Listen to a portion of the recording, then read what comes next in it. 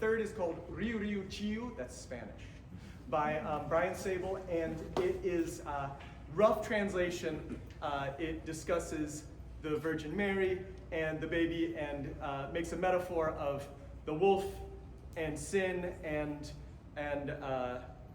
you know, of course, the whole story. So please enjoy. Any fluent Spanish speakers here tonight? Of course. Raise your hand if you've taken a Spanish class here at Vicksburg. So, yeah, they're pretty good with the Spanish. So. Anyway, please enjoy, and thank you for inviting us to come tonight.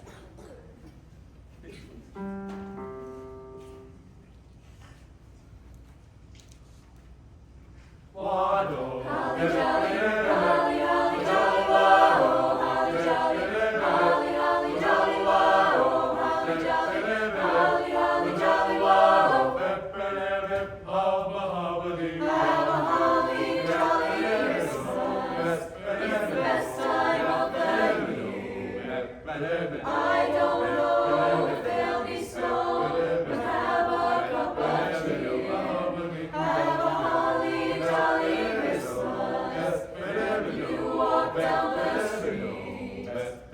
Say hello to friends you know and everyone you meet. Oh, the mistletoe hung where you can see. Somebody waits for you, kiss her once for me. Have a holly jolly Christmas, in case you didn't hear. Oh, by golly, have a holly jolly Christmas.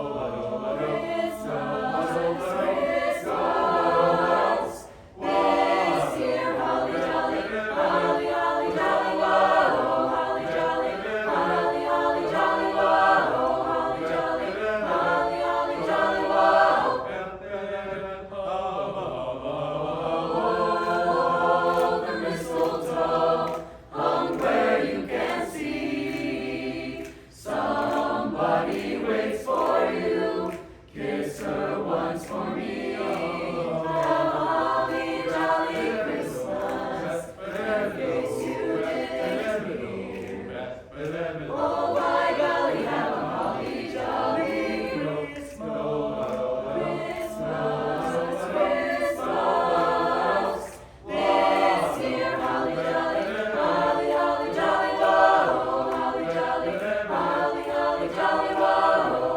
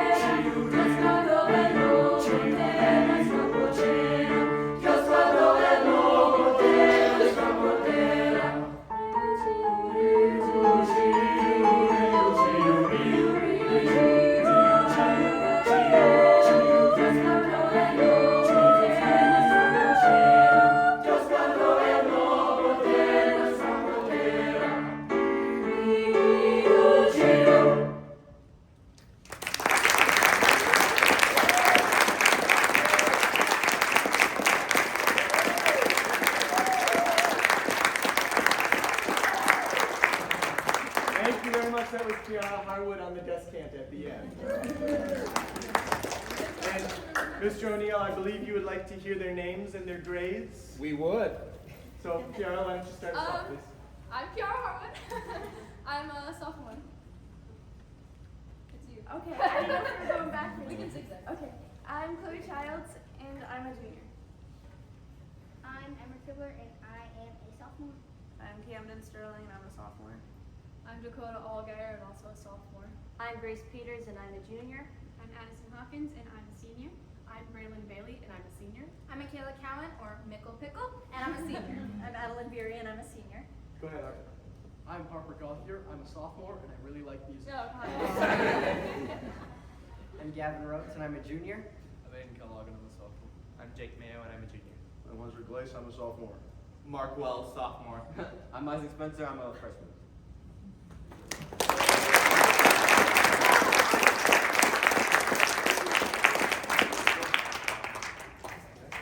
Chamber singers, thank you very much. I believe there's food around the corner, so remember, be quiet in the hallway, please. Thank you. Thank you. Thank you. Thank you all for listening, and Merry Christmas and Happy Holidays.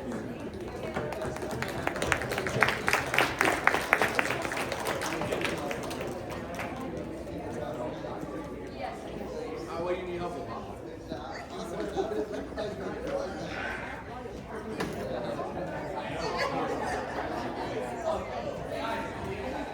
Yes, no, December 6th.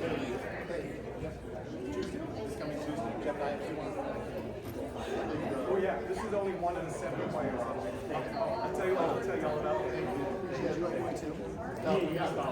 Thank you. Here, grab the mic, and we'll just keep it out of the way.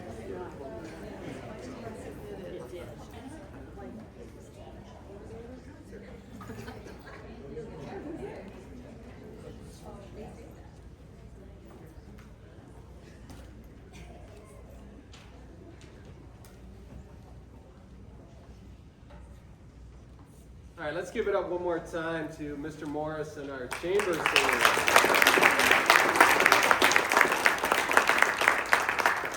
That's fantastic. Another one of our great holiday traditions is introducing formally to the board all our new teachers for this school year. So I'm going to turn it over to the principals, and we're going to start with Mrs. Digert from the middle school to introduce our new middle school teachers.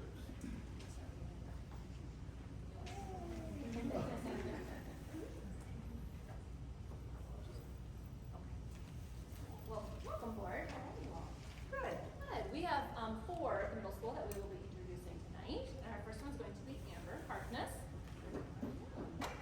So Amber is coming to us with 13 years teaching experience. She teaches 6th grade English.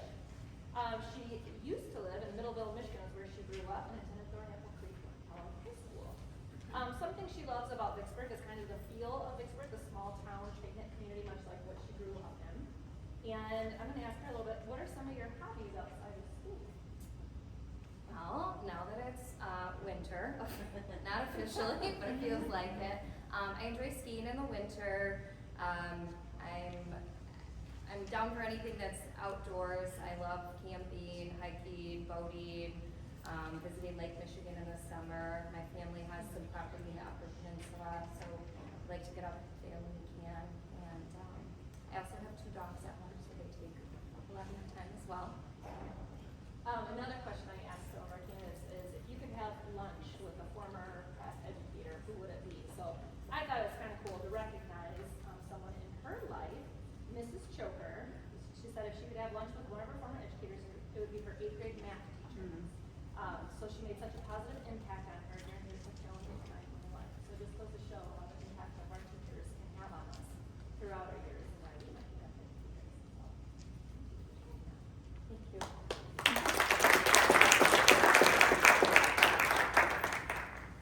Next up, we have Becky Bolges.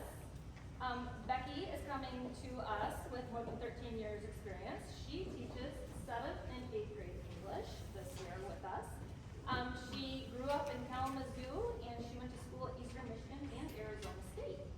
Some of the things that she likes to do are reading, skiing, roller skating, swimming, running, watching sports, and listening to all kinds of music.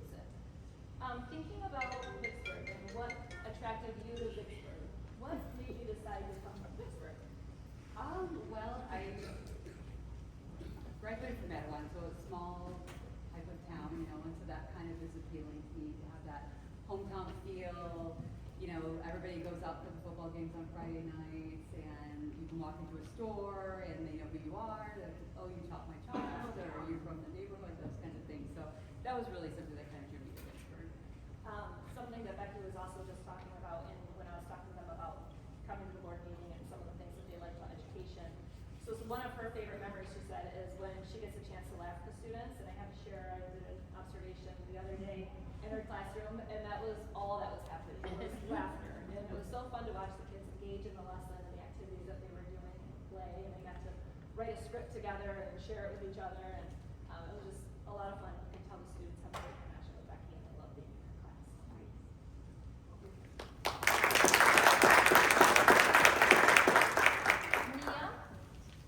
Mia Hawley is our new ESL teacher. She is split between the middle school and the high school.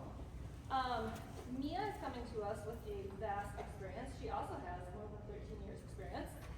She's coming to us from Hanover, Horton, Michigan, where she grew up, so a little over by the Jackson area. She graduated from Western Michigan University. Some of the things she likes to do are decorating and gardening over the summer, and she has a really interesting story to tell about herself. I asked them, what's one interesting fact that you would like, to share if you have one? And hers is the most interesting that I have ever heard, so I'm happy to share it. So my interesting fact is that I was switched at birth. Yes, I really was. So for a while too, for like a whole 24 hours, I was switched at birth. And so yeah, back then, they didn't scan babies and mothers like they do now. So it was two recovering C-section mothers across from each other, and the other baby was a girl as well, and so they didn't know that we were switched until about 24 hours later we realized it. So it's a horror story for my mom, the way she tells it. It's a lot more horrifying than me telling you, but so it's I mean, I can't tell you how many times I've had friends who wanted to hear the confirmation from my mom. Like I say, and they're like, no. And then when my mom tells it, it's like, oh my gosh. So it's definitely an interesting fact that people don't know about themselves, but now you know. Some of her siblings are still excited. Yeah. On the day and who you ask, they probably will be like, no, she never got switched back. And one of the reasons why Mia said that she would like to become a teacher is that she has had some really great experiences in her life with teachers and educators. And one of the things that she wants to do is inspire others. And she felt that during her adolescence years that she always wanted to pretend to play school.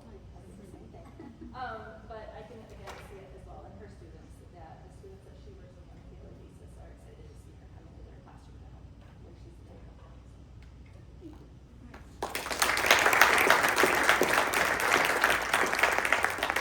And last but not least, Mr. Christian Yu. So Christian is teaching 6th and 7th, not 6, 7, science. And interesting story, last year I walked down to the lunchroom, and he's down in our lunchroom as a substitute teacher. So 5th hour planning, he had time, so he was down in our lunchroom, and I introduced myself, and I said who I was. And he's like, oh, great. He's like, I'm here subbing today, and he goes, do you happen to have any science openings? I'm going into science. I said, I do not. However, I said, we actually have a teacher going on maternity leave in about 2 weeks that happens to be science. Would you be interested in a long-term sub position? He's like, I would. So Christian subbed for us last year in science. When he finished that, he then rolled right into another long-term subbing position in English. And then at the end of the year, we had an English and a science opening, and so he just fit right into one of our science positions. So he's been around, but this is his first official year in Vicksburg with us as a teacher. So we're super excited to have Christian. So again, this is his first year. He is coming to us. He grew up in Portland, Oregon, and he graduated from Walla Walla University. And I remember you saying, when we were talking, when we introduced you, like, yep, it really is like a Walla Walla that he went to. But what were you going to say? No. No. Some of the things that he likes to do outside of school is hiking with his wife and dogs and playing some video games. And what is it that you like best, I guess, about Pittsburgh? I love the really strong community vibes I get here. Everyone kind of knows everybody. That's a little scary, but it's mostly really cool. And everyone's super nice and super welcoming. And as soon as I came in, I just knew I needed to find my way here. I needed to stay. Yeah, and that was one of the conversations I remember having with you. He said, I'll do anything. I just want to be here. I just feel like I'm supposed to be here. And it is. It's weird. It's crazy the way it all worked out. You know, I just came in, and that day it was like, maybe we can need someone for science long term. But again, with Christian, he said a reason why he became a teacher was to be part of a bigger cause than himself. And I see this every day with him. He took over our B&D club, and so he, works with kids on Wednesdays after school for a couple hours, or they have a club. Last year, before he was again even officially hired, he was meeting with students after school to help them with homework. He came in and helped out high school summer school. Just really involved with the kids, and he's definitely proud of it.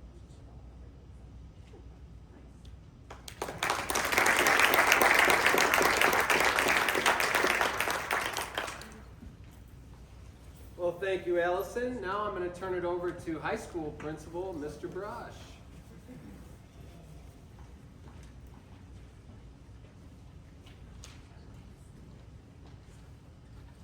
I got to go second this year because following the chamber seniors is rough. I'll tell you that. It is rough. So good evening. Tonight we are proud to welcome the newest members of the VHS team, and I feel like we really knocked it out of the park this year. Each of them brings valuable skills, meaningful experiences, and a genuine commitment to supporting our students. Please give them a warm welcome as they share a little bit about themselves. Matt Bond. So, this is Mr. Bombick. He is our applied engineering and robotics teacher.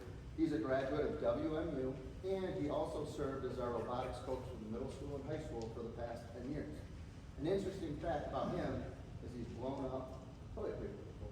Tell us about that. I did. I blew up a roll of toilet paper in an improvised munitions course. I came here from public safety. I followed a non-traditional path to Vicksburg High School. As he said, about 11 years ago, I started coaching robotics. I was working for the crime lab at the time. My path didn't end there. I went on to work for a morgue, doing autopsies. So handling high school students is pretty easy. My favorite thing about Vicksburg is, for the last 5 or 6 years, I've been, thinking what would help the robotics program here in Vicksburg. What they really need is somebody in that high school. And I would always point over to high school. We just really need somebody in that high school. And I obviously never dreamed it would be me, because you need to be a teacher to be in the high school. I never knew there was another path to becoming a teacher, so I'm really excited to be here.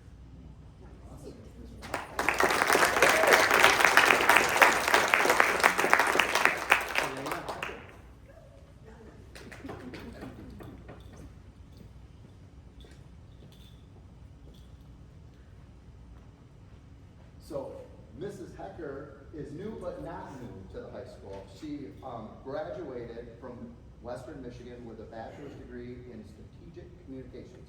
After working as an event planner, she decided to go back to school to getting her teaching degree. We were fortunate enough to have her as a student teacher last year. And then when we had the opening for our English position, she applied for it and got the position. So it's kind of like it's your second year here at Vicksburg High School. How was it different being a teacher as compared to a student teacher last year? A lot more relationships with the kids. I get to interact with so many more kids now. And I'm teaching much younger grades. And so they're very much up in my business, which is wonderful. I just make really great connections with them, and they really are the best people I have. You also enjoy, summer and winter. You talk about the summer, you like to kayak and boat. In the winter, you like to cross-country ski and snowboard. So you're loving this weather right now. Yes. Yeah. We're getting used to it. But Yeah. yes. Once we're in, it will be good. Yeah. What do you like best about Vicksburg High School? Honestly, again, the kids, they're a really great group. They brighten my day in every single way. But also just the consistent support that I get from everyone in the building with my department and the administration. They've all been really, really great, especially since we're in the first year.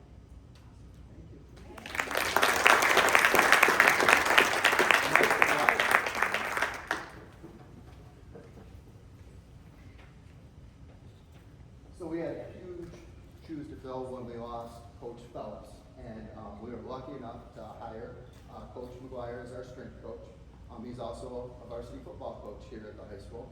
He put in all caps, he's a proud graduate of Central Michigan University. Yep. So, fires that all the time. Had a great football season. What was most memorable about your football season this fall? It's kind of the same thing that kind of led me towards Vicksburg. I grew up in a small town, Martin, and I've worked in a couple of big districts. And then, so after we won the regional game out in Portland, we came back and the fire trucks met us coming into town. They led us through town to a crowd of people downtown, come out of the establishments and were cheering us on, and then a huge crowd back to the high school. And I vividly remember something like that when I was in high school on a bus. And so it just, that was the most memorable thing so far, and kind of the reason that I wanted to come to a place like Vicksburg, that really strong sense of community. So an interesting fact about him, he brushes his teeth in the shower and hates birthday cake. He looked at me when Neo was talking, he's like, mine's not nearly as interesting as hers. I thought, oh, I'll share that. Okay, what do you like best about teaching in our weight room and teaching our kids? Because you have both of my kids who couldn't be any different, which has just been fun. Yeah, it's great. That's one of the best parts about being in the weight room setting is, we get a lot of the guys on our football team and other kids who are really involved in athletics, but then we get other kids who kind of could care less about participating in an athletic arena, but just to see kind of the same vigor that they attack it with once they assign the same value to it, and just the amount of confidence that I see in young people, it feels good, it feels strong. Awesome. Of course, we'll go ahead. Natalie Rezegi.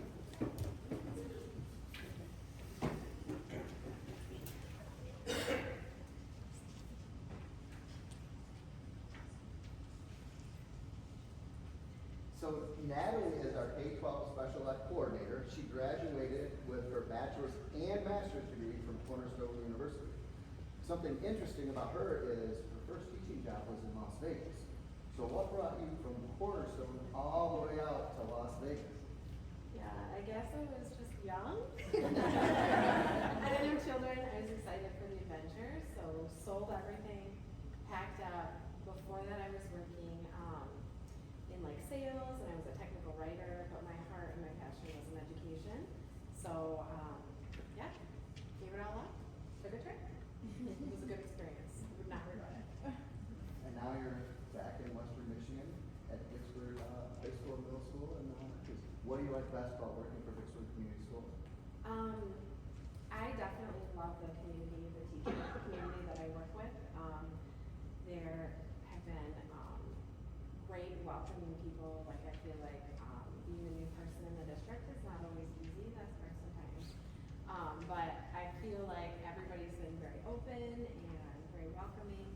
I love the strong collaboration that we have in our district and the plans and the things in place for strong teamwork to happen. So I appreciate that.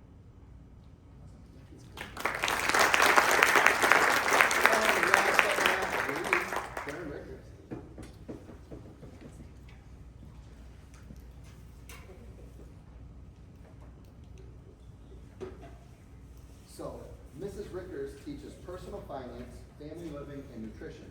And above that, she's now taking on a new class. She's going to pilot interior design for next semester. She got her bachelor's and master's degree from Western Michigan University. I'm sorry. Yeah. Interesting fact, she loves the beach in summer. So how's this winter treating her? Not a fan. And she has 2 different colored ties. I'm looking at it right now. She wrote that down, and I was like, oh. What are you most looking forward to when you teach this new class? Because you taught this at your old district. So when we were hiring, she had mentioned wanting to teach new electives at the high school. I was like, this is great. And so tell us what got you so excited about teaching interior design. I'm super excited about it because I love doing it myself. We're on our 5th house right now, and we've redone them all, and I just like the creative side of it. I do have a creative side myself, and I love seeing the creativity come from the kids, especially those that don't think they have it. So it's super fun when they get these projects and really dive into some sort of design and creativity and just pulling that out of them and realizing that they do have that is super fun. Awesome. What do you like best about working at the Vicksburg High School? Let's see. Honestly, for me, I came from a small district as well, and I am so impressed with the support, mostly from the staff. Instructional coaching is amazing. I can't tell you how wonderful it is, even though this is my 11th year teaching. And honestly, the kids, they give me so much energy, and even if I'm having a rough day, I can just put that aside because they just make me feel so good. And I'm really impressed with the high school and how the students behave and handle themselves. So I feel very blessed to be here.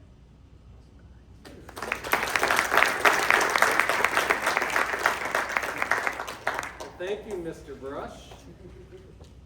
All right, up next, Indian Lake. I'm going to introduce Principal Basalia. Hi, it'll be short and sweet this time. This is Eric Beal. He is our second grade teacher this year. Eric grew up in Vicksburg, so he's probably a familiar face to a lot of you. He actually went to Indian Lake as a kid, joined by his older sister Amber, who is a first grade teacher at Indian Lake now. And of course, they were raised by two wonderful parents. We see them dropping things off at school quite a bit. Jenny and Pat, so I should shout out to Jenny and Pat because they've raised a couple of great kids who are now raising a lot more great kids at Indian Lake. And he has a 2-year-old mini golden doodle, Luna, who also makes her way to Indian Lake sometimes once in a while too. Eric graduated from Olivet Nazarene University in Illinois.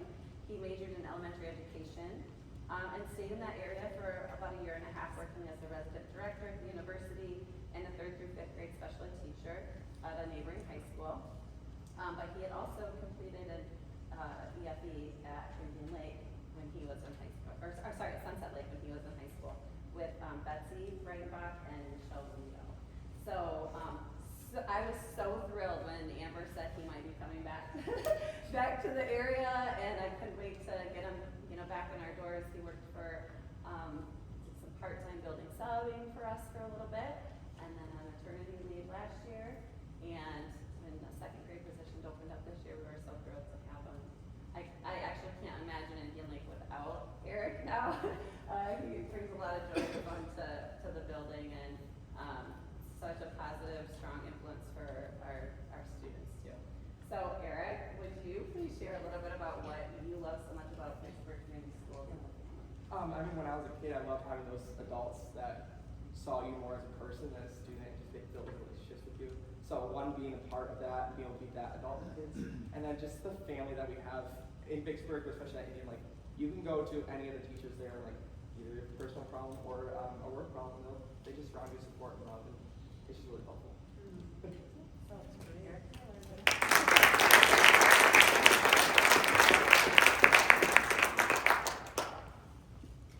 Thank you, Sarah. All right, up next, Sunset Lake and Principal McCaw.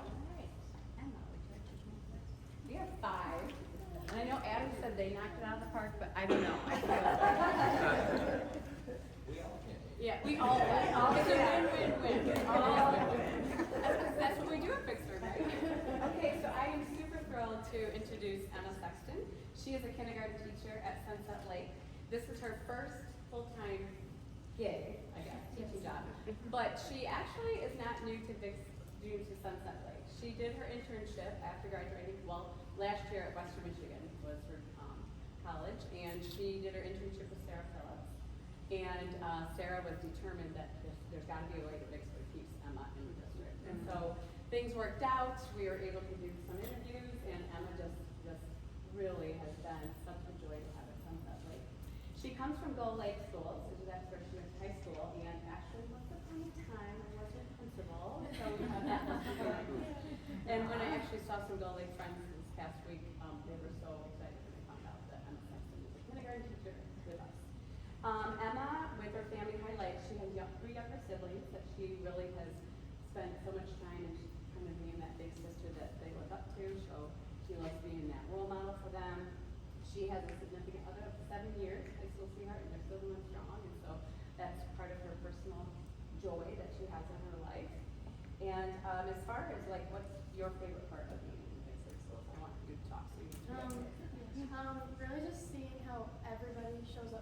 everybody. I'm seeing the way that the families have showed up for Sunset and how all the staff doesn't just show up for each other, but for their students and for the families. And I just really can see that everywhere that I've been so far, which has been amazing. So it's been such a joy to have Emma. She is with 3 veteran teachers, but it's so fun to have somebody with new energy and new ideas, bring it to a more veteran team. And so the way they collaborate already is super exciting, and I know that we're going to have Emma for many, many years. So I'm super excited to introduce Emma Sexton tonight.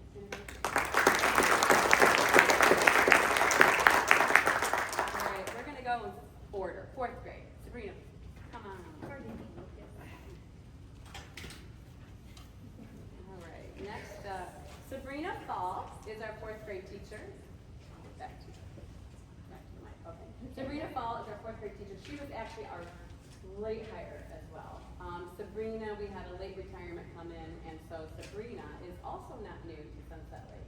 She did a pre-internship last fall with Kelly Sanchez, and then so excited that Sunset that we are able to keep her into her full internship the 2nd semester.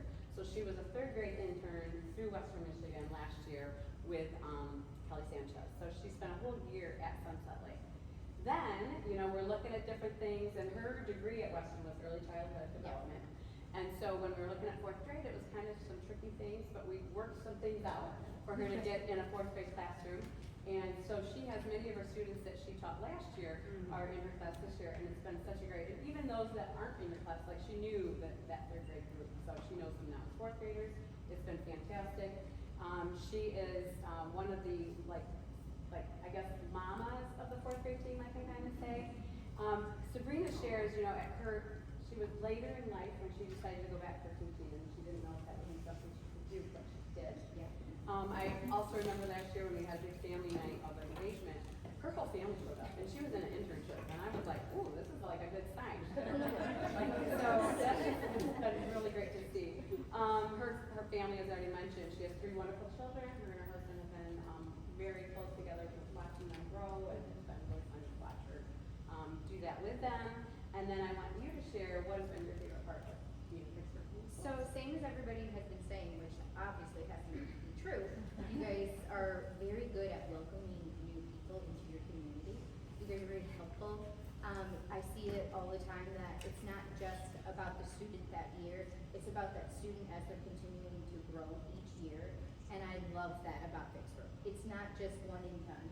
We want to continuously do what's best for all of these children, and that's what brought me to Vicksburg in general, why I wanted to. Lucas, one of my colleagues, when a 5th grade spot had opened up, he said, you have to apply. You want to be in this district. This is a district that you can grow with. You are perfect for it, and that's exactly how I feel. I love Vicksburg for the energy that you guys give. All right, welcome Sabrina Fall. Speaking of Lucas 5th grade. Thanks for the introduction. Okay, fun fact about Lucas. He interviewed for the 5th grade teaching position with 28 5th graders on May 28th? In the afternoon, hot afternoon. We put him in, we asked him, because he did such a great job with the 1st round, we called back a couple for a 2nd round, but the 2nd round was live and in place. We gave him a standard, we gave him, you're going to be teaching 5th grade, and then he had all of us watching him. Again, it was in the afternoon of a hot day in May. The kids are checked out. He was so great at engaging. I knew one of the students, and that was it. So Lucas was able to just draw him in. He really rocked out that lesson. It was quite impressive. So Western Michigan grad, okay, and he also worked with Curious Kids for a while, before and after school programs, and he worked. His internship was at Plainville. Yes. So he didn't intern with us, but he did a great job with that interview. A little bit about the family. His mom has been a teacher for 30 years in Portage and very well known. In fact, several people on staff found out who Lucas's mom was. And they have a cat named Amos. Yes. Okay. And then can you share, Lucas, for all of us, what has been your favorite part about working with Vicksburg schools? Yeah, so I mean, I'm going to sound a little bit like a broken record to what everybody else has been saying, but the community is absolutely amazing. Being someone who did not have the chance to have their internship in Vicksburg schools is a little bit nerve-wracking, going into a new district as a first-year teacher, but my 5th grade team and everyone at Sunset has been so supportive and has helped make this year as flawless and as easy as it could possibly be for someone who's coming into a new position and is getting a bunch of kids who I have never seen before, whereas everyone else had a wealth of knowledge of them. So they've been super helpful in making it super easy, and the families are great and everything like that. So yeah. Thank you, Lucas Gilman. We're going to go to our art teacher, Ms. Mackenzie. So you've noticed a kind of a theme. We have a lot of new, and so Mackenzie is very new to teaching. However, not new to Vicksburg. She was a parapro at Toby for many years, and she had such a passion for art and a passion for kids. She decided to plunge, go right in, and she went through the program of Teachers of Tomorrow. And so she is finished. She actually, I'm still working on it. almost she's almost got it done. So with some of the different programs that you can get certified, Mackenzie, it's a big commitment because she is working full time. She's learning so much, but she is committed to doing all the coursework as well on top of that. And so she also, hey Mackenzie, as you welcome into art, we also have a student that got a curiosity grant. Could you take an art club and start that? So she's just been super passionate about that. Her bachelor was at Central Michigan, so that was in early childhood development. And what was the other thing I wanted to make sure that I shared? So she has 2 children that are Vicksburg students. One, Evelyn, is a sophomore at the high school, and Elliot is a 7th grader at the middle school. And when I guess I'm going to let you share what has been some of your favorite parts of working now in this new capacity. So I've subbed and I've parapro, but this was a whole new adventure, and I'm extremely blessed to have K through 5 students, all of them, come into my classroom for an hour each week, and I'm just blessed that I get to teach art to these beautiful students, and they have become my favorite artists. It is so fun to watch them learn and grow, and they're excited, and that's what's fun about a special, is they're very excited to get out of the classroom and try something new. And most of them excel at art. There's no wrong answer to art, so I'm blessed to be able to bring that to their lives. Welcome, Mackenzie. Second. Last but not least, we have Lydia Reidinger. Now, she does come with some experience. She had quite a bit of experience. The interesting thing about Lydia, she is our multi-language teacher. She's also our behavior specialist. Last year, when Gail, we were talking about this role, because these are the needs that we had, I kind of was like, is this person falling from the clouds? Where are we going to get a person that has ELL and behavior specialist? Lydia fell from the clouds. She happened to be subbing in our building one day, started talking to her. She has experience working with migrant students. She had experience working with some inner city students. And I'm like, oh, let's talk some more. So she has, how many years was it that you had teaching before? So this is my 11th year. 11 years. Okay, so 10 years teaching prior. And she came from, her degree is Defiance, Ohio? Okay, Defiance University from Ohio. Defiance College. And she has her daughter Lily, who is at 1st grade, and her husband moved from Ohio up to Michigan.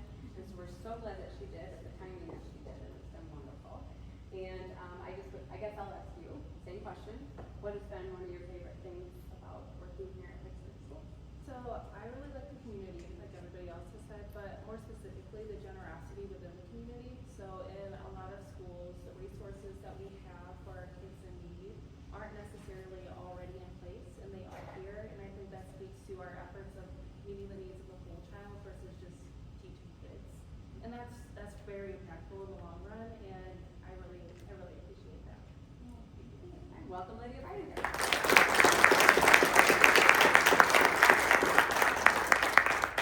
Thank you, Amy. Last but not least, Toby Principal, Mr. Diger, with the new Toby teachers. And Mr. O'Neill, I'm going to invite up Abby Frauman first. We're going to put them in alphabetical order instead of choosing. But Abby attended Portage Public Schools as she grew up and graduated from Western Michigan University in 2012 and completed her student teaching actually at Toby with Kathy Holliday. So it was quite the reunion when she came back and interviewed with us. She didn't choose the traditional path of going right into education right away. She actually went into the corporate sector for her first 14 years, and her background was electronic medical records, and she was an executive assistant and trained people in behavioral and mental health. And then a little bit about her and her family. She married her high school sweetheart. She has 3 beautiful children, Thomas, Vivian, and Ty. And her family, she's very involved in their church and in their activities, as well as soccer and dance. And just wanted Abby to be able to share a little bit about her favorite part of being back with the Toby community and Vicksburg as a whole. So kind of just reiterating what everyone else said about community and the smallness of and togetherness of Vicksburg and where I came from, Portage. It's not necessarily the same setting, it's much larger. I am really into alliteration with my last name being Froman, and I'm teaching 5th graders. So first day of school, it just kind of clicked and came to me on the spot. I'm like, I need an attention getter. I'm not doing a hand clap or anything like that. And it just came to me like literally as these students were in front of me. I said, I'm gonna say fantastic, you say 5th graders, and it stuck. And I just kind of write it on all of our things. We're the Froman fantastic 5th graders. So I really enjoyed my time being back and hope to stick around for a long time. Thanks for having me.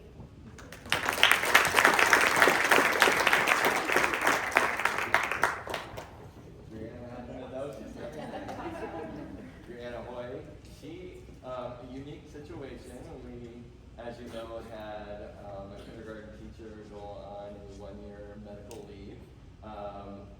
And so the year had started, and we were fortunate enough to have Brianna come our way and brings a lot of experience. So let me tell you a little bit about her background in education. She has a bachelor's degree from Michigan State in elementary education with a focus on language arts and a minor in teaching English to speakers of other languages. She got her master's from Western Governors University in curriculum and instruction. And she taught 4th grade for 2 years and 3rd grade for 5 years at Fort Logan Northgate and Sheridan schools in Colorado. And then she taught 3rd grade for 1 year at Centennial Academy in the Fine Arts in Littleton Public Schools, also in Colorado, before moving her family back to Michigan. And her family includes her husband Alex, her 2-year-old son Wesley, and their 12-year-old black lab mixed porter. They've been super happy about the move back to Michigan to be closer to family and love all the family things that Southwest Michigan has to offer. And she said one of her favorite, her son's favorite things is the Kalamazoo Air Zoo. But I'll let her tell a little bit about her favorite things about being a part of Vicksburg Community Schools. I guess. It's all fun and it's the community. Having an unconventional start, everybody has been so incredibly welcoming and helpful. As you heard, I've never taught kindergarten before, so everybody's just been so kind and helpful, saying hey me, and just giving me really awesome praise. But curveball, I also really love the kids and the families. I'm sporting a really beautiful bracelet from one of my students. They're so kind and helpful as well. Today we were taking our iReady test, and one of my kindergartners just walks away from her crumble and goes, Miss White, I love you. Thank you. That's a good test. It's a really, really great community. Thank you.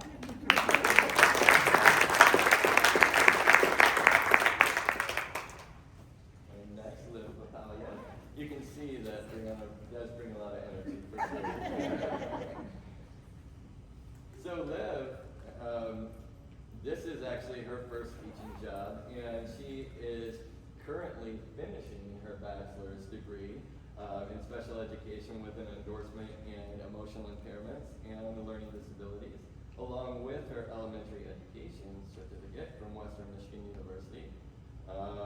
And she completed her general education internship in 3rd grade at Sunset Lake, and so she was in the Vicksburg community, and she's really excited about being at Toby, and we couldn't be more grateful as well. Liv was raised in a first responder household, 30 minutes outside of Detroit in Trenton. She grew up with her father being a firefighter and her mother being a 911 dispatcher. And she is the oldest of 4 and currently lives with her boyfriend Nick, their dog Moose, and cat Mallie. Okay. And like her, to just have the opportunity to tell what she's enjoying most about Vicksburg Community Schools. Well, I fell in love with it at Sunset, and I think, like, personally, the community has encouraged me so much to grow as a professional, and the growth I've seen in myself within my students from the time I started last January to now is just incredible. So that's been really encouraging, and everyone's so welcoming, and we all work together, and you don't find anyone that won't go above and beyond for anyone else or any student. It's wonderful.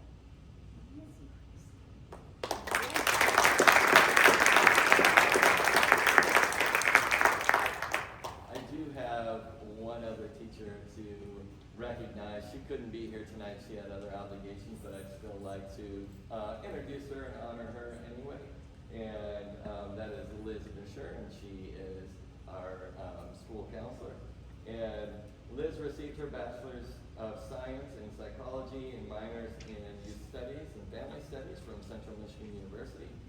And she received her Master's of Arts in Counseling from Western Michigan University. So you can see she's a little confused, but at least she ended with a black belt. So no, we love her. Liz completed her hours of practicum from WMU's on-campus counseling clinic and also at Plainwell High School. She comes from a family of educators. Her grandmother was an elementary music teacher. Her dad, which I worked with and do know, was a physical education teacher and math interventionist. She has 2 aunts that are retired elementary teachers and several cousins that are teachers. So it's a passion of hers and an honor to follow in those footsteps. So yeah, we just want to welcome Liz Fisher as well.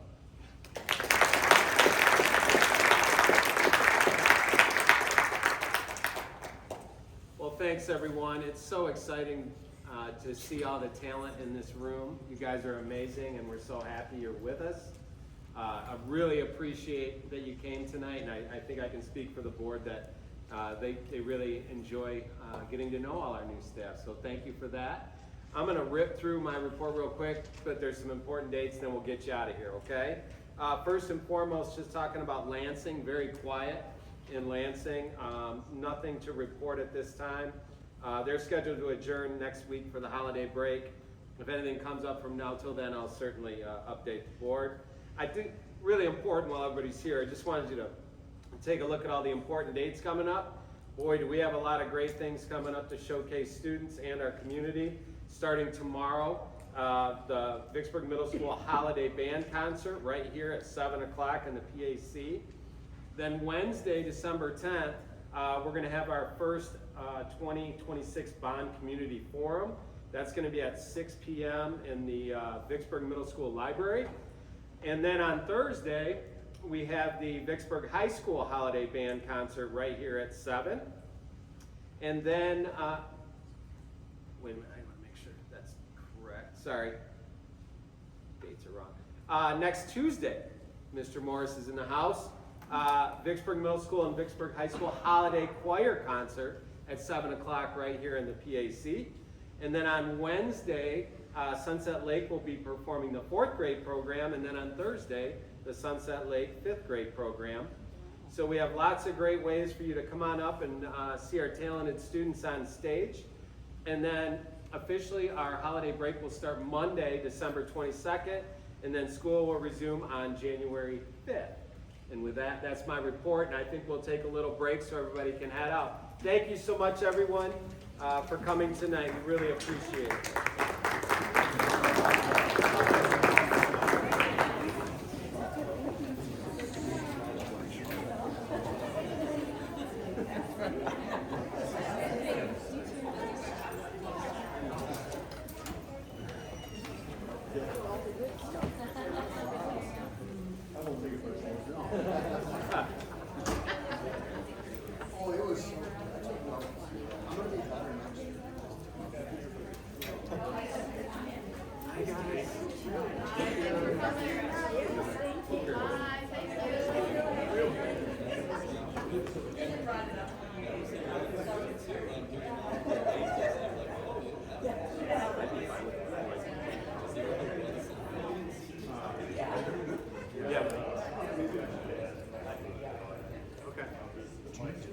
Okay, we're ready to move forward here. Board members, we're gonna move to the seating here for the next couple of presentations. We've got the audit presentation from Plant Moran, and then we have Steve giving us a couple budget reports. So it'll be easier for you to see the screen. Yeah, I'll just do a quick introduction. You have to wait till No, go ahead. Yeah, I'll wait till everybody sits down.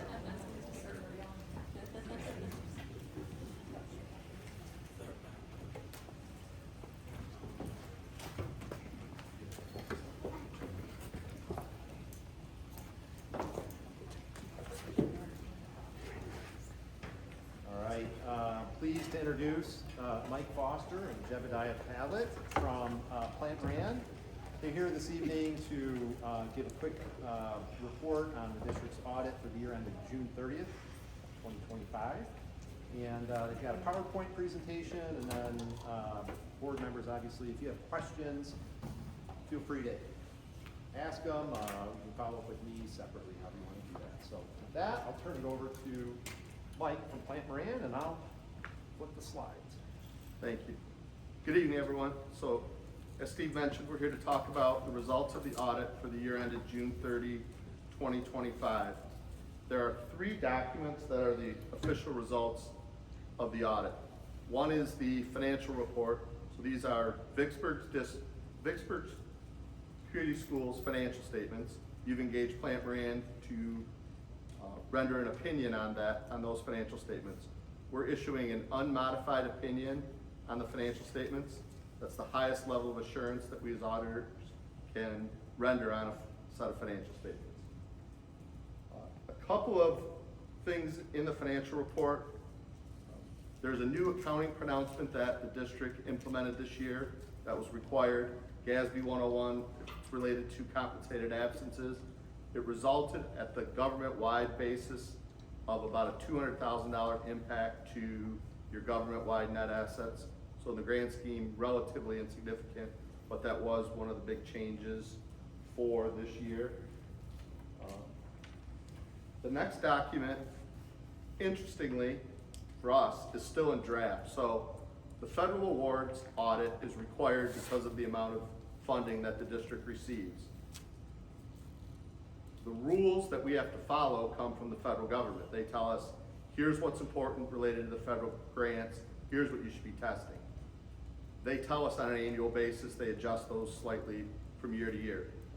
This year, they didn't tell us the final rules until November 28th, 2025. So after the end of the fiscal year, about a week ago, they finally told us the rules. They'd given us a draft, so we kind of knew what was going to happen. But for the entire audit process, we were operating with a draft compliance supplement. That's now finalized. We're in the process of finalizing the federal awards audit. Nothing is going to change in the federal awards audit. There weren't any surprises in the final compliance supplement, so it's more of an administrative process to get that finalized, and so we'll do that over the next few days. We did test the child nutrition cluster, kind of the food service program is what we tested this year. We're happy to report no findings in the child nutrition cluster, and we're issuing an unmodified opinion as it relates to compliance over the food service program. The last document is the report to the Board of Education, more commonly known as the management letter. So this letter really has 3 different categories, sections included in it. One is a summary of the audit results. There are a bunch of things that we're required to talk to the board about in writing. In general, the audit went pretty much as planned. No significant adjustments, no significant issues encountered during the audit. We do have one recommendation in the report to the board related to food service. So the state of Michigan has come out and said, if you've got a lot of fund balance in your food service program, you need to spend that money. You can't continue to have a large fund balance in the food service program.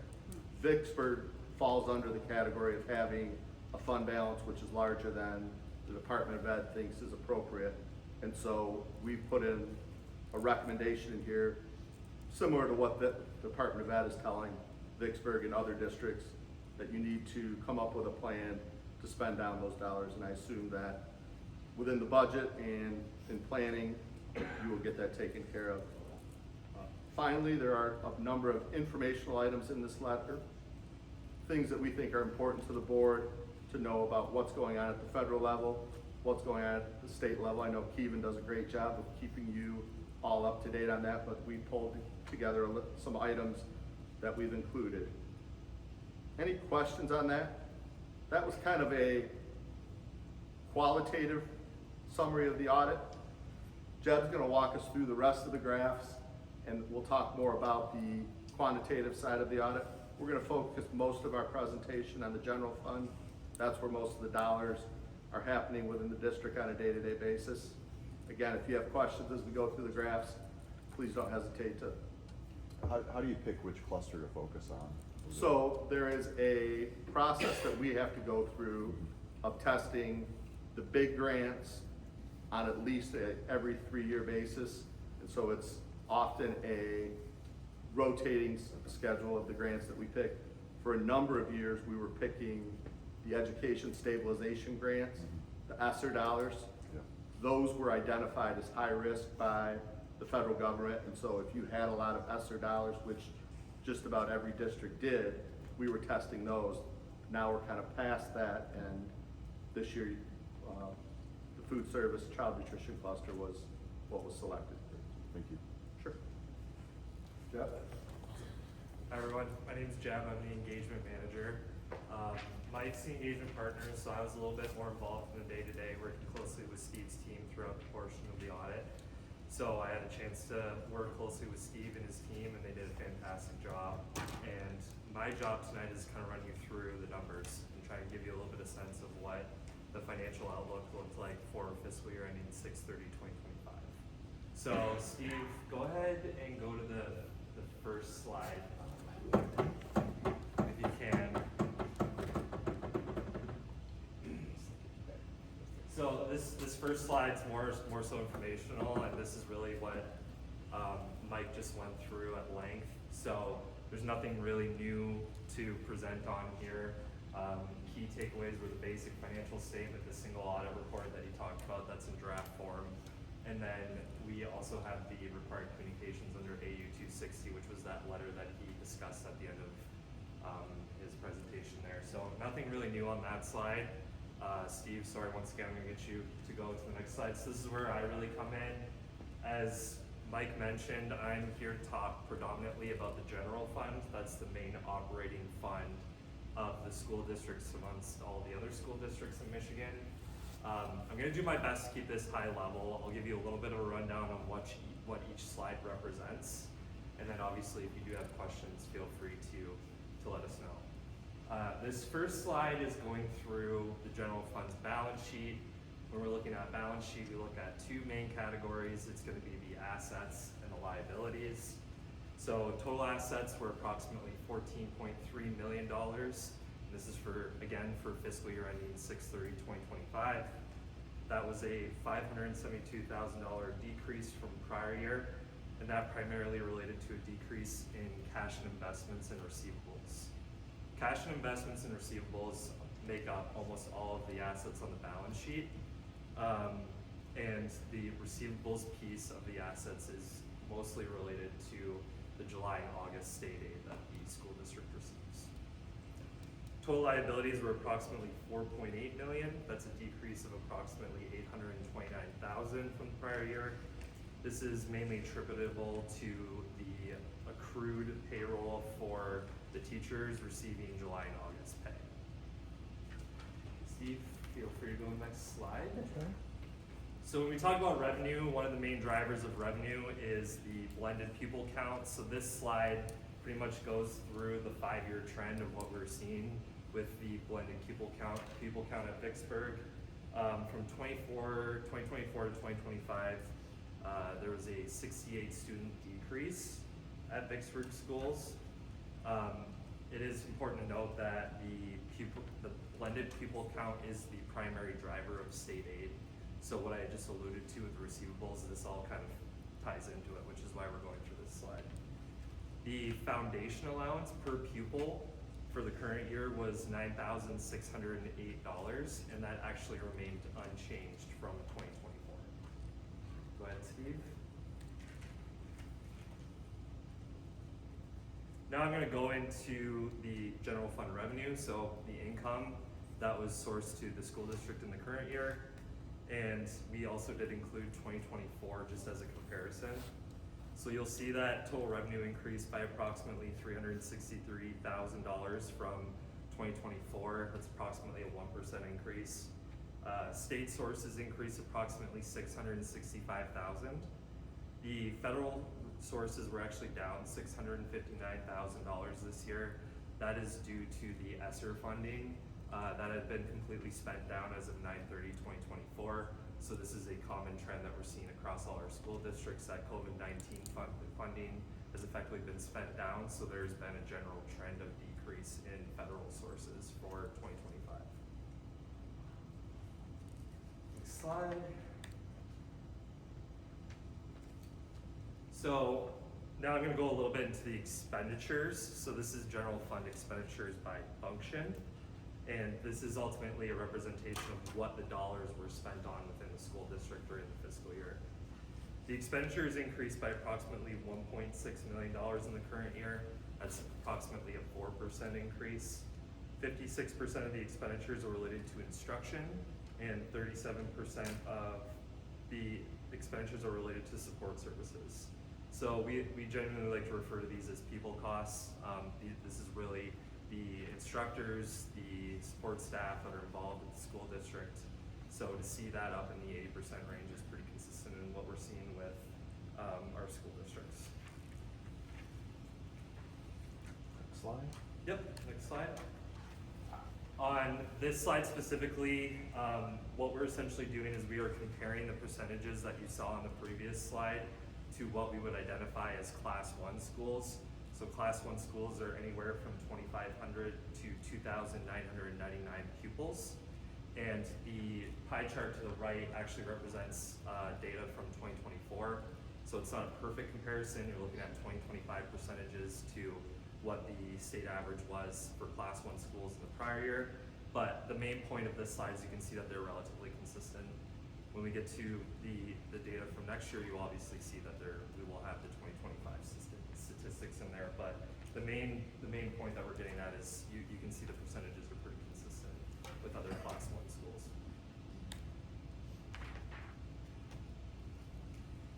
Now, in contrast, this slide really focuses on where the money was spent. So it's general fund expenditures by object is what we like to refer to it as. And the key takeaway on this slide is that salary and wages make up 81%. So that's kind of what I was alluding to on the previous slide. Very consistent with prior year because it was 82% in the previous year. Other categories of capital outlay and supplies you can also see remained relatively consistent with prior year as well.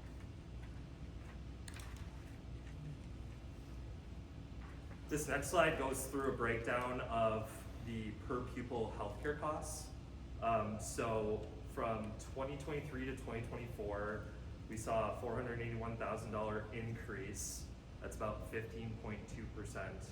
And in 2024 to 2025, we saw a $189,000 increase, which is about 5.17%. This ultimately equates to, and you can see up there, $1,503 of healthcare costs per pupil. On the next slide, we're going to do something similar, but we're going to focus on retirement costs. So in 2023 to 2024, there was a $747,000 increase, and that's approximately 17%. And from 2024 to 2025, there was a $362,000 increase, which is about 7%. This equates to, as you can see, $2,119 per pupil. One thing we like to note is these retirement costs do exclude what's referred to as 147C1 and C2 retirement costs. And these are ultimately covered under 147C funding that is received as part of the school district state aid, but then it is immediately remitted to the ORS to help cover the retirement costs. So this does exclude those costs that I just mentioned. This amount in 2025 was 2.2 million. Last year it was 3.1 million. Yeah, I think the key takeaway about the retirement costs are this rate's determined at the state level by the state pension plan. You don't really have a opportunity to set what that retirement rate is, and so your ability to control some of these costs, you don't have the direct ability to do that. Quick question. Sure. And not as part of the audit, but maybe this is something, Steve, you do. Does anybody try to project in the future 5 to 10 years around healthcare and retirement, just from a planning perspective, or I mean, is that well, more so on the consulting side? Yeah, the retirement system, there's a wealth of actuarial data and studies and projections related to the retirement plan. And it's something we could set up a time to talk about separately, but what we're finally starting to see is the actual rate start to level off and come down a little bit. Setting 147C aside, so I mean we are seeing that this year we actually saw the rate come down, and that's the first time we've had any kind of reduction in the rate since I've been here. I mean, when I started, or when I was auditing, the rate was around 12%. It was in the single digits, and it was kind of getting to 12. And now, for last year, like the average rate was around 31%. Yeah. Now, I think if you look at it this year, I think our average rates are going to be about 28%. So on the healthcare,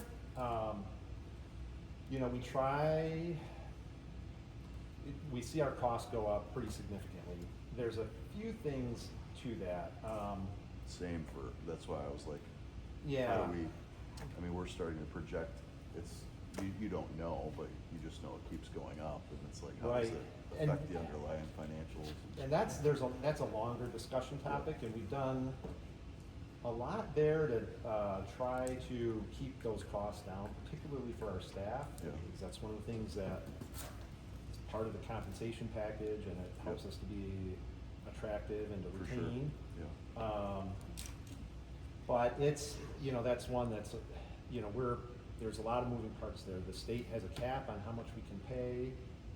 And a few years ago, when we saw that larger increase, we had, through collective bargaining, gone from like 90 or 95% of the hard cap allowance to 100%.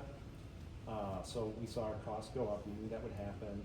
But one other thing that we've seen is, we've seen the participation with our health plans go up.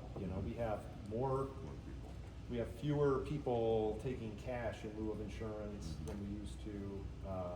So there's a lot of parts to that it's definitely a challenge that we have to keep moving on. And obviously we have more opportunities to look at plan designs and that type of thing, but in education, those are long discussions. Yeah. Those are not easy to you can't just arbitrarily make those changes. Yep. Sure. Thanks.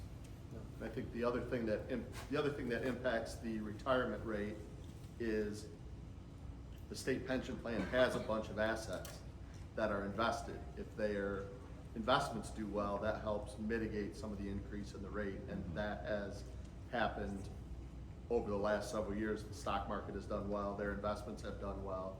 That's helped mitigate what might have been larger increases in that rate. Thank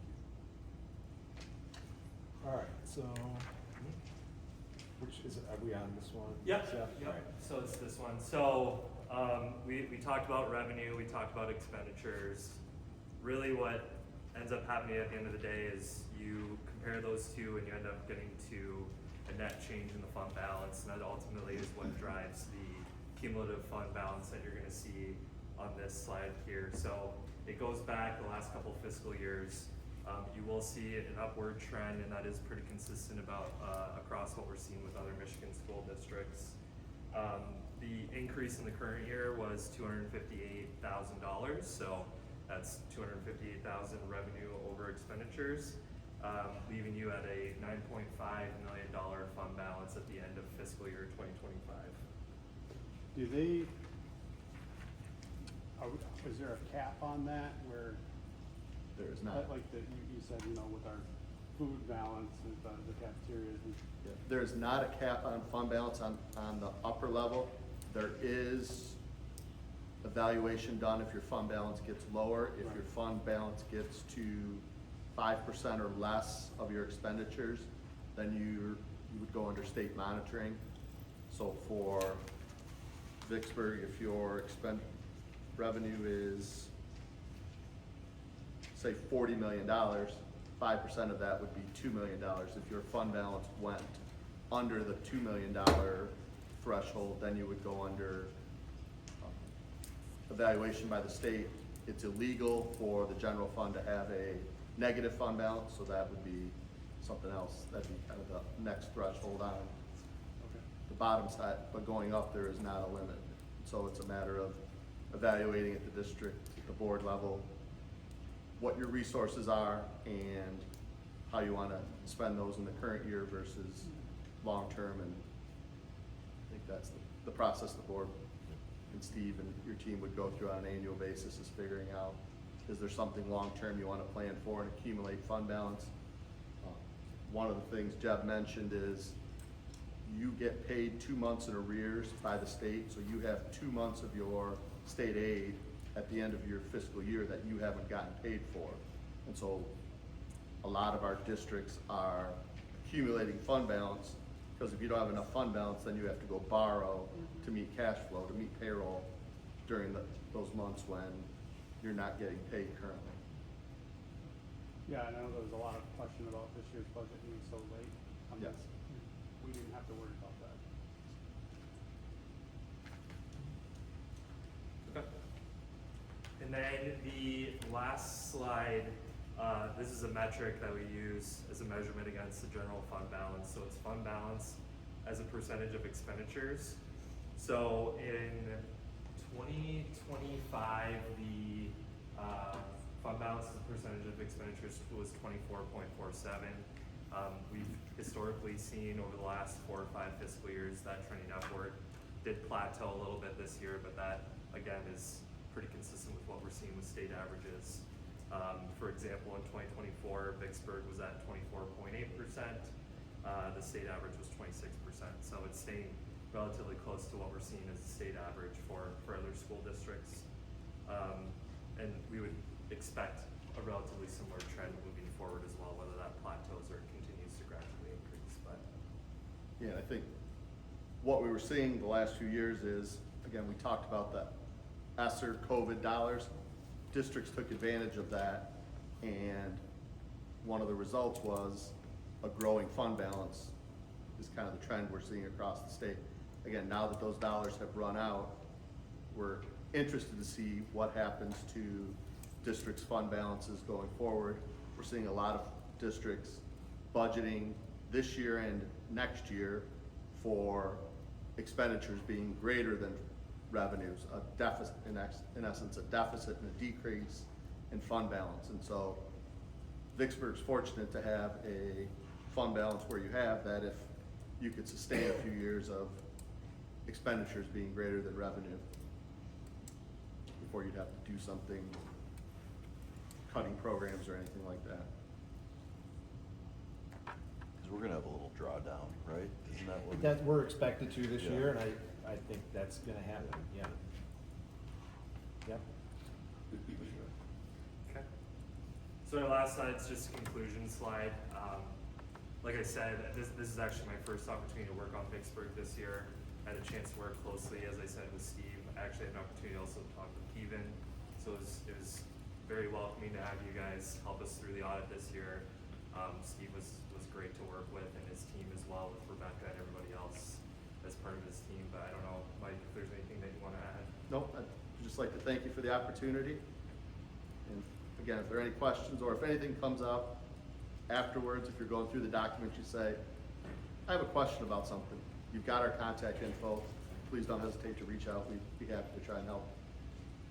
How typical, I mean, this is multiple years now that we've had an audit like this where there's been no findings and, you know, good recognition from your firm. Yes. How frequent is that across the schools that you evaluate? It varies pretty widely. We have some districts that are fortunate. I mean, you're really fortunate to have 2 CPAs in your business office.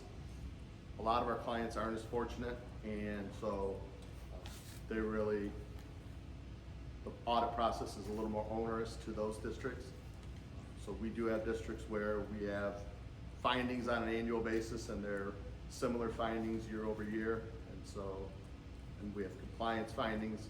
So it varies really depending upon district by district. Well, we appreciate all that you're doing, Steve. Oh, well, they mentioned Rebecca. I mean, it's a huge team effort.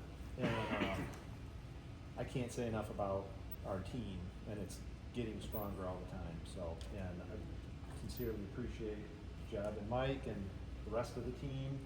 It's an intensive process, and there's always something new. GASB 101 was new, and that took a while. So I appreciate your patience on all that. I mean, I beat the federal government, so that's good. But we don't get to, like the budget. We have to do that stuff on time. We don't have the discretion to not get it done. So, but it's an important thing. It's really, we take it very seriously. It's a lot of money, and we value the oversight and the work that you guys do.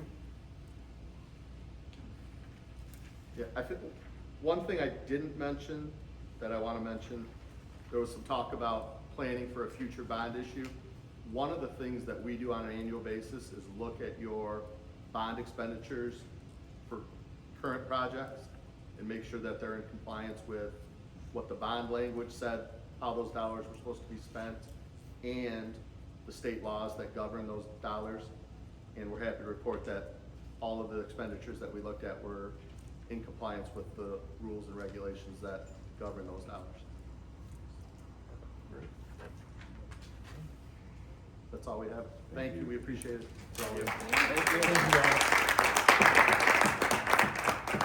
Steve, do you have a couple reports? Are you presenting on the screen? No, I wasn't gonna put them on the screen. Okay, so we can go back first. Which, yeah, if you guys are okay with that.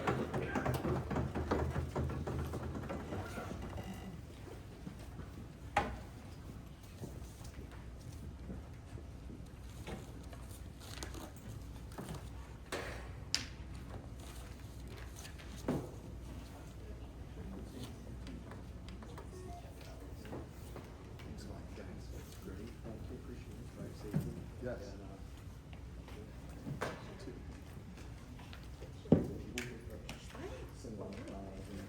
Yeah, that's not good. Appreciate it. Yeah.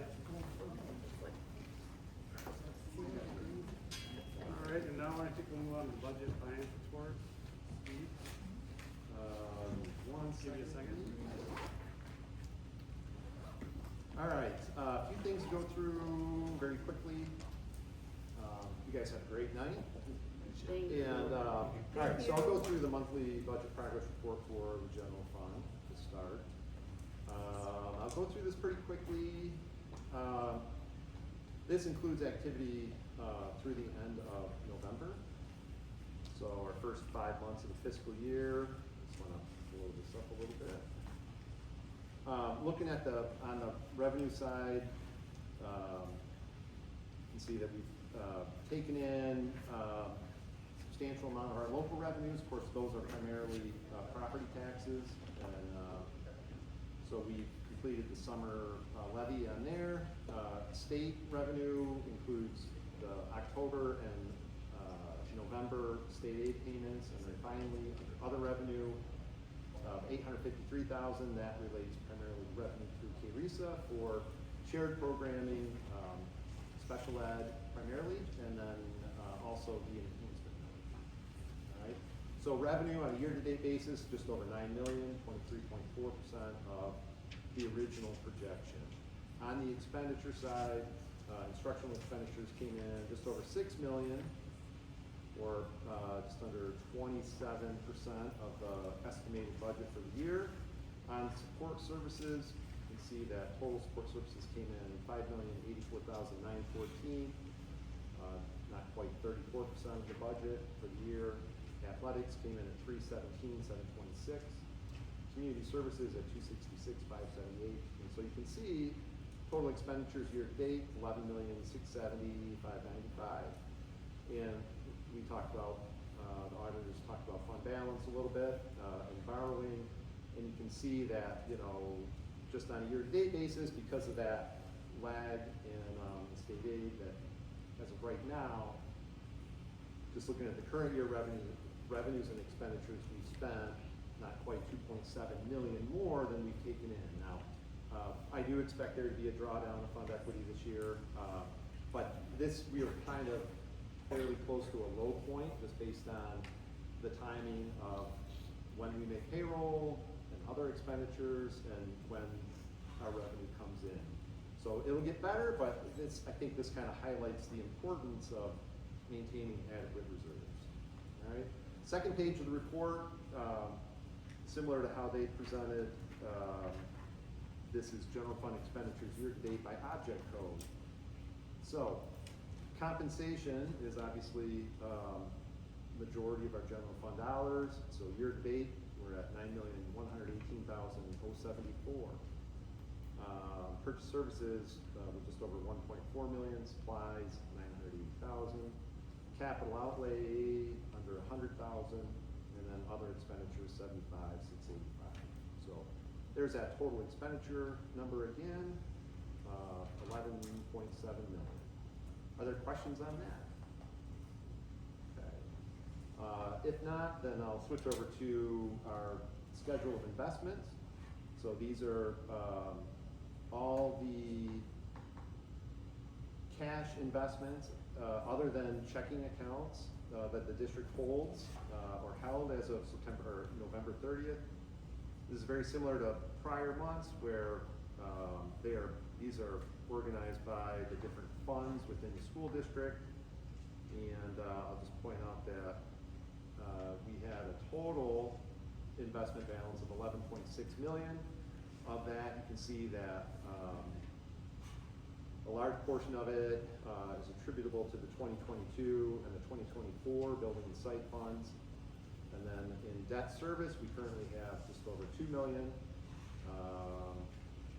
And then the general fund, we're at 4,246,000. Down below that, there is a summary of investment income. And I'll point out, you might have noticed this, and we've been talking about it. Rates are coming down, and so you can see now we are, I think this is the first month we've dipped below 4% in quite a while. So I hate to see it, but it's happening, and I think it's going to continue to happen. We may have another interest rate cut this month, which I think if that's this week or next week. I think it's this week, but we'll see on that. But you know, these are, consider them money market funds, so they are short-term rates. So when the Fed reduces rates, that has a quick impact on these types of investments. All right. Any questions on this? Okay. If not, then that will conclude those two items on my report. And then the next two items, we have reached tentative agreements with two of our bargaining groups. VESPA. And VESPA includes bus drivers, custodians, mechanics, food service, and building administrative assistants. It's a fairly straightforward agreement, and what you have in there is just they're just the summaries. And so for both, well, I'll start with VESPA. We increased hourly wage rates by 5%. which is a pretty decent increase. And of course, we try to do that whenever we can. And a lot of our support staff are, these are not really high-paying jobs, and so it's, and yet they're important. We have to be able to have a full roster of bus drivers, for instance, and every other position. But, bus drivers, that's one that I think we all see occasionally where, districts aren't able to keep that pipeline full, that affects programs, it affects districts' abilities to open. So, it's a decent sized increase, but I think it's appropriate. In addition to that, the 5%, there is some money in the school aid budget that specifically geared towards school employee compensation. And so, in our case, the estimate for the allocation for this year is about $370,000. And that's a one-year grant. There's no assurance that gets rolled into future funding next year. So we're careful to not add that directly to the wage scale, because once we do that, that becomes the new base, and you're going to pay that every year. So you'll see that on both the VESPA and the VPA agreements, there's a proposed $1,000 off-schedule payment, which is pretty meaningful, and it, I think it makes a difference for our staff, but without creating that long-term continuing burden on costs if we don't know where the funding is going to be. All right. So that's the VESPA agreement, and the VPA agreement, which is our paraprofessionals. It's essentially a very similar arrangement. We agreed to increase their scale by 5%. They are also eligible for the $1,000 one-time. Are there any questions on those? If not, then I think that will conclude my report. Thanks, Steve. Next section of the meeting, we move into public comment. So our meetings of the board are open to the public. It's time of the board to conduct business of the governing school system in a public arena. It's not intended for this meeting with the public to be ongoing dialogue. Staff members may follow up with you regarding issues raised during comment time. Please exercise decorum and respect laws regulating privacy and defamation. Please do not refer to students' name by name. Speakers' limits are to 3 minutes. And we've got 3 individuals I'd like to address the board. Let's start with John Steers.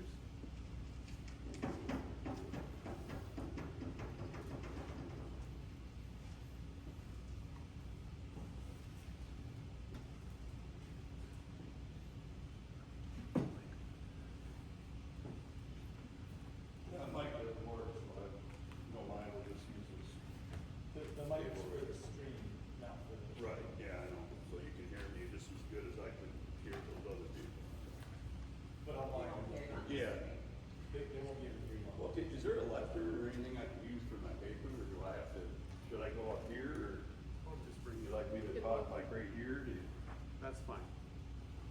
I can move that back for you, John. Yeah, That's not a problem. I'll talk from here. I think you can hear. Gary, do you want the mic's on? Okay. I think you can turn it up. So I'm gonna start with 3 minutes now because we don't have any kind of thing that I've been calling for years. The mic issue has been an issue for who knows long. Obviously, you don't want to fix it. For us to hear people that are talking, I could hear anybody up there. So obviously, it's not anything that anybody cares about. The failure to post the meeting minutes. I got 2 things in my mailbox today about meeting minutes that should have been posted a long time ago, about a month ago. They just magically appeared in my mailbox today.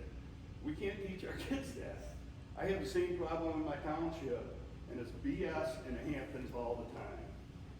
In the minutes where we get an idea of the special meeting minutes or whatever, all it is we're going into closed session. We're not going to tell you why. Because we've got the right to go into closed session. We're going into closed session. Also, in our meeting minutes, it has audience. What we said, audience. 2 members of the audience address the board. That doesn't really tell anybody much of anything about what happened at that meeting, does it? Not anything that we want to teach our kids about how they conduct a meeting or how we should conduct meetings in the first place. And you know that we've been over this how many times over the years? This gentleman, thank you for being here, and it's not anything personal. I got one more thing. For this meeting's minute, tonight, we have just a total line out of all of the electronic data processing disaster recovery plan. Nothing about what you're gonna do it, we're just gonna line out the whole thing and just forget about it. That's what I'm supposed to come here and talk to you about. You're just gonna go ahead and eliminate something, you're gonna replace it with anything? Evidently not. When Mr. Grabowski resigned from the board, evidently, it was about a month and 3 days before we had a meeting that said, oh, okay, Mr. Hostetler and Burnmeister voted no, and Mr. Streamer suggested that we look at the top candidates and then possibly send out another set of questions. After discussing top candidates, Willoughby made a motion to nominate number 22. Forsythe second, vote passed 4-2.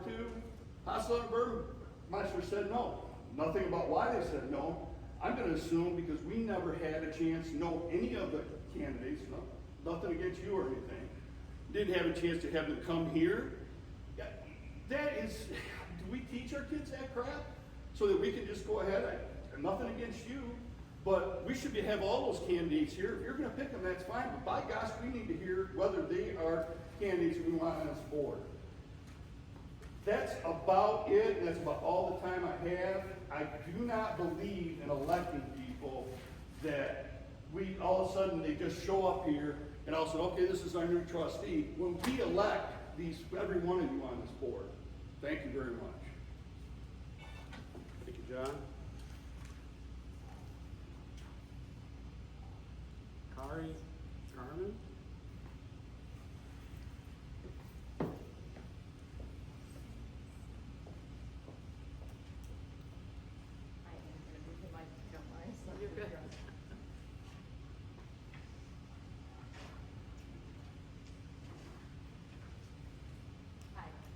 My name is Carrie Garman. I have a 5th grader at Toby Elementary and a 7th grader in middle school, obviously. There was a lot of talk tonight about community, about positivity here, and that's precisely why we moved our family to Vicksburg 5 years ago. We've had an overall positive experience with the school system. However, there was an incident that happened at Toby in October that does have us very concerned. A student brought live ammunition to school, and that was what was communicated to parents. There was no other information really given. Understanding, obviously, personal information can't be given out, we would not look into that. But to hear from my 5th grader that a death threat was made against one of his friends was very concerning to us. And the fact that that was not included in that communication, it was not transparent, and it certainly doesn't build trust with parents, with community.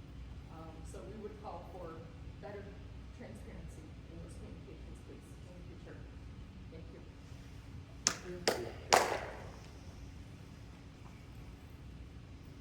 The last person wanting to address the board is Dusty Morris.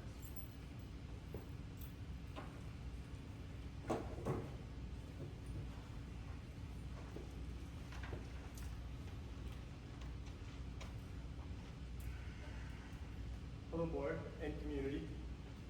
It's wonderful to recognize all the new beginnings tonight with our new staff, and I'd also like to say welcome, thank you to Mr. Hillard for being willing to serve. Now, in my role as VEA president, I'd like to share some examples of Vicksburg excellence and achievement.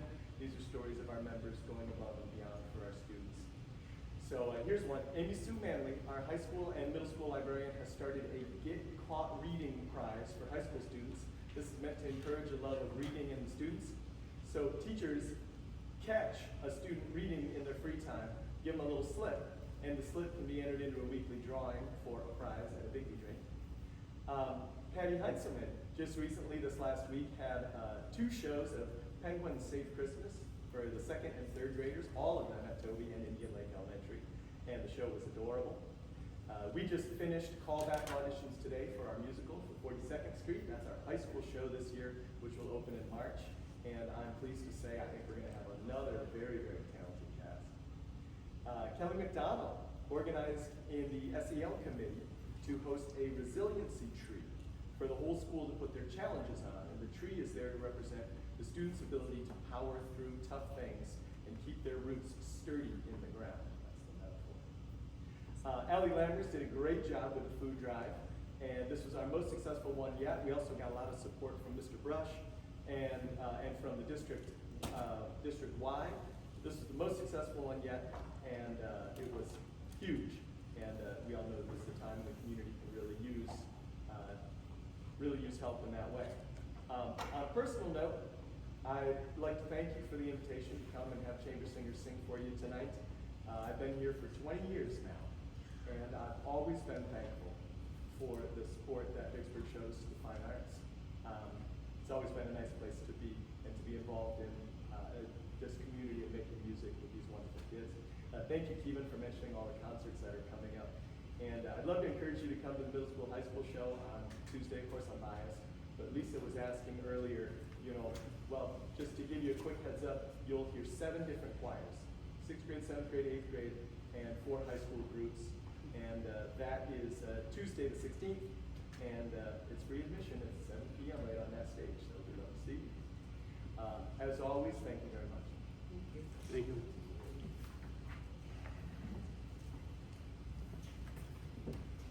All right, we have a few board actions to vote on here. We've got the approval of the following board minutes.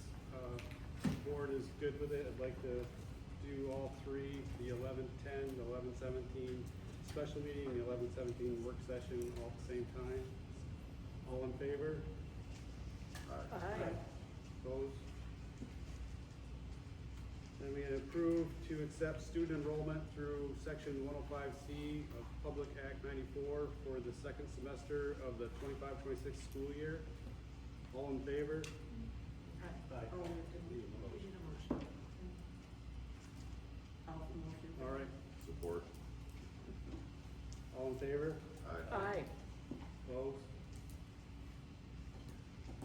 Do you want me to go back and get a motion for the, anyone want to put forth a motion for the, meeting minutes? I will. All right. Yeah. Support.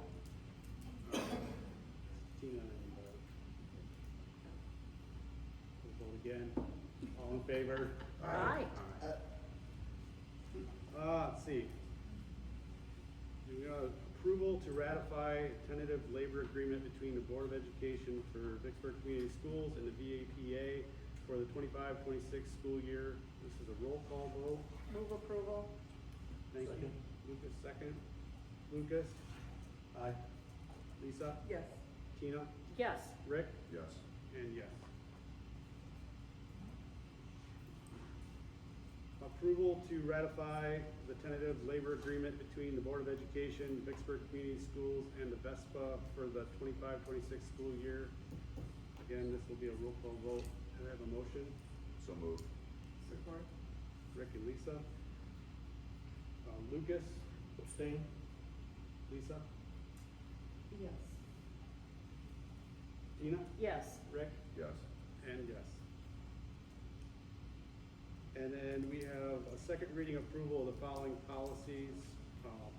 Policy 2210, 2412, and 5120. I have a motion to,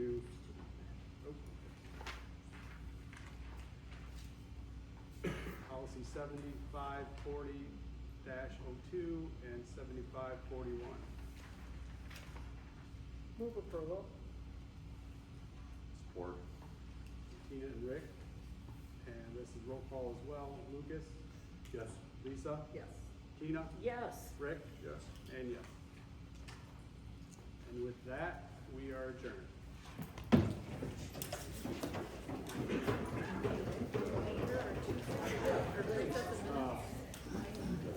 I'm still